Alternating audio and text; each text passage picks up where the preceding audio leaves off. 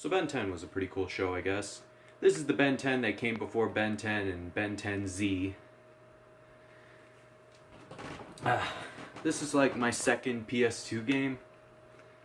And, yeah. It's a beat 'em up. Kinda like other beat 'em up games. And there's Ben, he has 3 aliens.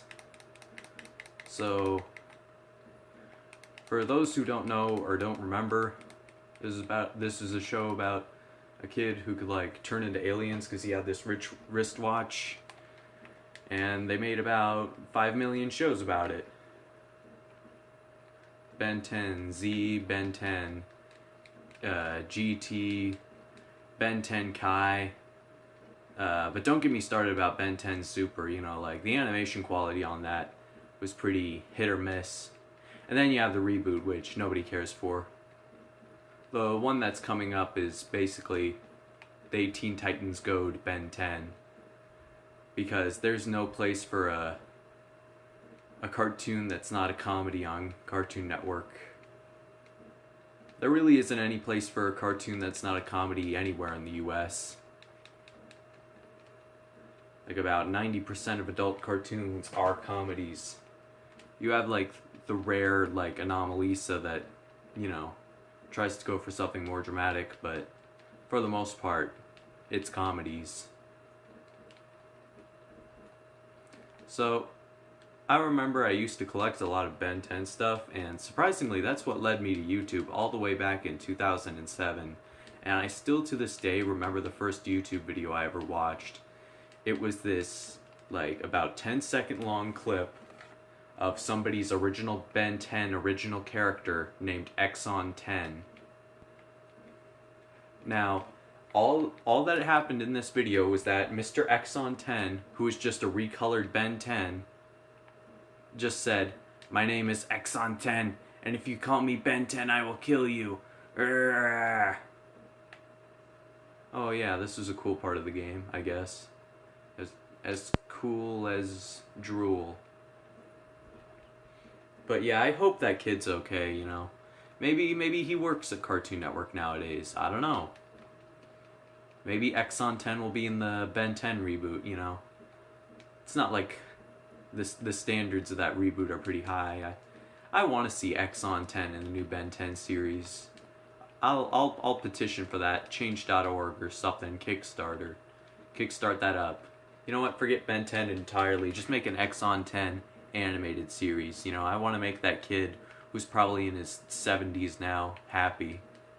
You know, because that's all we really want. But yeah, Ben 10 came out at a time in Cartoon Network people like to dub the middle period, which kind of replaces what people used to call it, which was the Dark Age. Which always upset me, because that was the age that I grew up with Cartoon Network, and it's a shame that most of the shows that were on in that period didn't last too long. The one that had the most effect was Camp Lazlo, even though most people don't even remember that. Although most of the kids I talked to didn't even have cable or were really TV addicts at the time. I always feel so singled out because it's like, oh, that show? I didn't really watch TV much. And it's like, how could you have not watched TV before the internet? TV's like entertaining. I have instant access to entertainment. What do? Sit and look at a wall for like 70 hours? I mean, granted, I was like 6. I could probably get a lot of enjoyment out of that, but, you know, why? Let me think. Oh yeah, Andre 3000, the guy who did the "Hey Yeah" that song, he had a cartoon. It was called Class of 3000. I remember really liking that one because there would be like little musical intervals in it, little musical numbers, and they would always change the art style, and that inspired a lot of my art back in the day. Although I've pretty much thrown out every single piece of art that I made from like, you know, when I started to up until last year. I only have 2 sketchbooks in my room, which honestly I think I should have kept most of that stuff, although a good majority of what I made back then were crossovers. Like, I made a ton of crossovers. They were basically going to be ideas I would pitch for movies, but let's be honest here, I don't know how far anybody would go into making a fan work.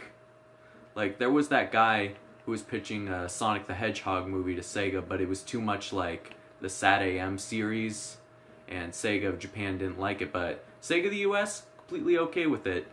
It's probably how I would have ended up, you know.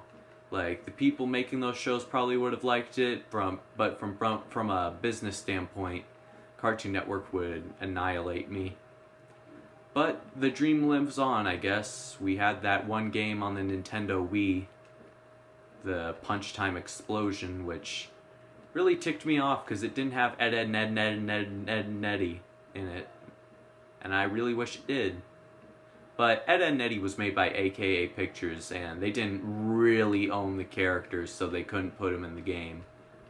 Which is funny, because if Cartoon Network's ownership of those characters runs out, it's quite possible you could see Ed, Ed, Neddy reruns on 90s Nick networks.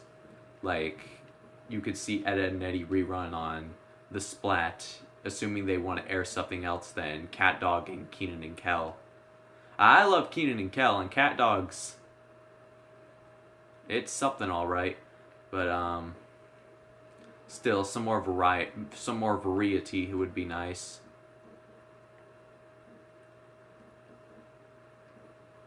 So,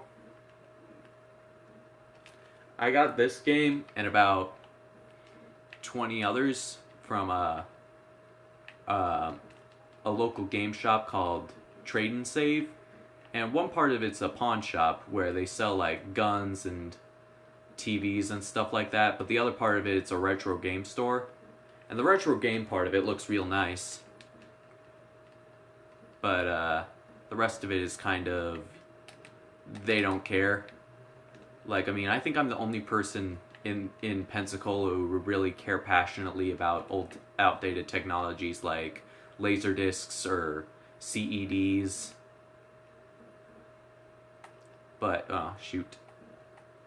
But still, it's like, you could keep a nicer run, like, thing, couldn't you? Oh, well. Hey. I didn't know Ben learned the Kaioken. That's pretty cool. But either way, I looked at like some footage of this Japanese game shop called Super Potato, and looking at a shop like that and looking at Trade and Save, it's like night and day. Even at better, like less thrift story, you know, retro game shops, you'll get 99% of those cartridges have taken hillbilly damage. And you know it's taken hillbilly damage if it has a bunch of brown goop all over it. Most of it's chewing tobacco, but I always get paranoid that it's going to be some poopy. And you know, if I get some poopy all over my games, it's like, it's going to smell, and if I put my hands on it, my hands are going to have to touch the rest of my collectibles. And that's going to get me super uptight about having poopy smell all over my collectibles and rendering most of my collectibles pretty much worthless. Unless I can learn to live with the poopy smell, depending on the viscosity of the poopy. So, this game is pretty simple. In fact, most of the Ben 10 games I picked up were pretty simple. It was just cool to see the Ben 10 characters being remodeled in 3D. Each subsequent game would go for a different style. This one tries to emulate the show's look by having it be somewhat...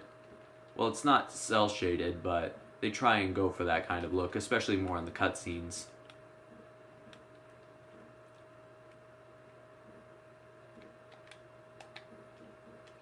So, I don't know what else to say. This is a Ben 10 game, alright. Oh yeah, the PSP. They really should have kept that thing going, because they released I think most of the Ben 10 games on PSP, and I honestly think Sony should have kept that console going, because if they had, you know, it would still have strong market dominance against the other surprisingly less powerful systems at the time. Like, it totally could have stood toe-to-toe with the 3DS. All it needs is just a better lineup. So, yeah. There's this show. There's also Secret Saturdays, which I think I have to switch to XLR8.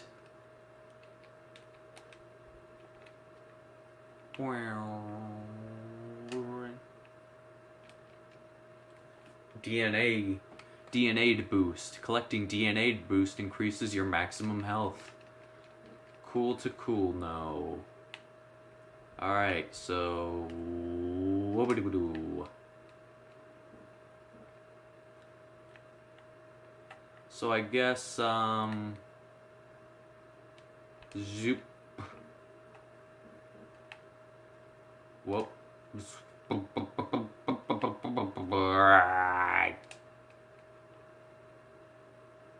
So I guess I really have nothing else to say. Bye.